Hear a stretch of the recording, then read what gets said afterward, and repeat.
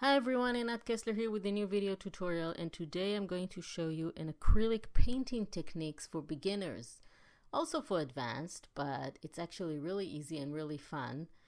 And I thought I would share that with you because some people are really scared of using acrylic paints because they say, I don't know how to draw, I don't know how to use acrylic paints.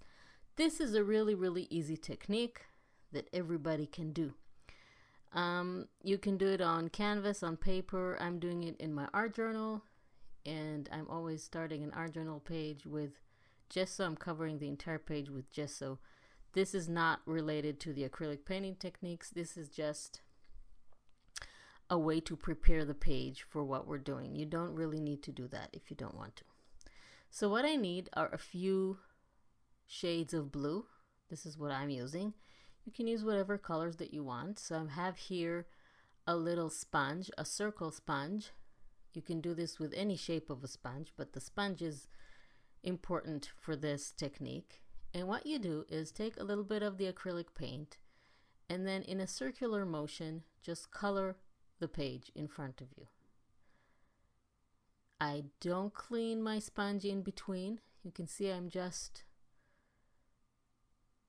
coloring the page that I have to get rid of some residual paint, but basically I don't rinse it or water it or whatever.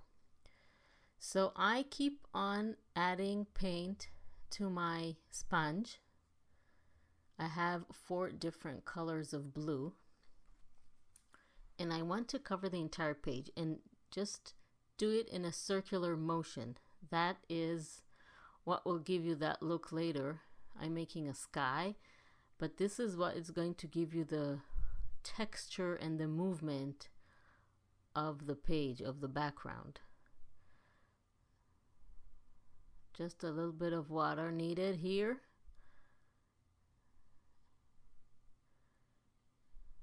If you see that you have too much paint or the paint is too thick, you can always add a tiny little bit of water to dilute it.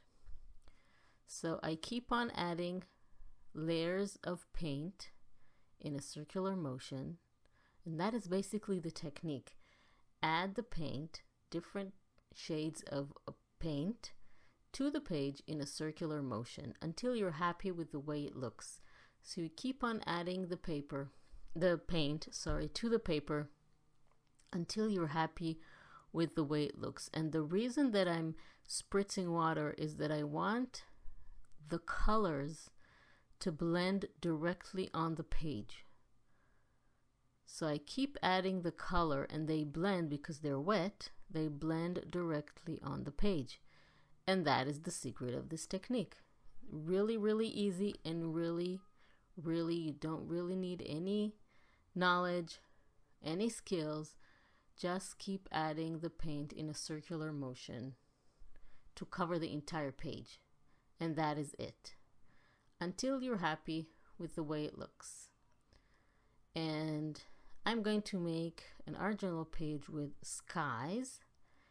You can use it to make landscapes or just use it as a background for any theme of project that you want.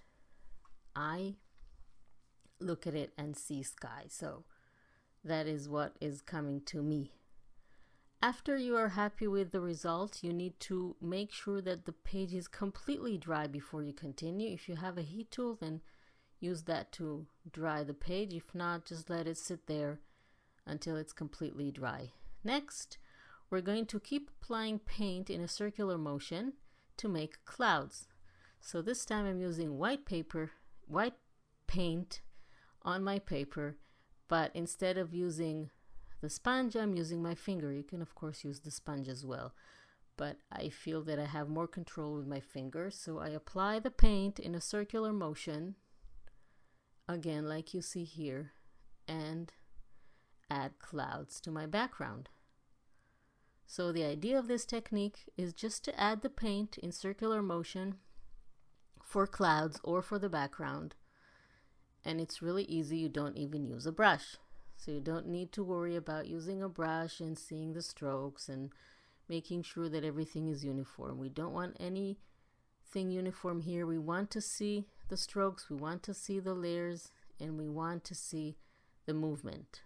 So here is the background, and I'm going to show you how the page looks when it's finished. I'm going to add a little bit of text and some wings because it is a sky, so a flying theme here is appropriate. So I really hope you like this technique. It's really easy. You should give it a try and make something similar to this or something of your own. And again, before you continue, make sure that everything is completely dry. You don't want to ruin whatever it is you're adding later to the page. If you write something on it and it's still wet, then the pen is going to be completely ruined, and you don't want that. So please don't forget to subscribe to my channel and click on the little bell icon to be notified when I upload a new video, so you won't miss anything and you'll be able to follow all the tutorials and make all the projects. This is the finished page. I really hope you like this tutorial and this really easy technique, and I will see you next time.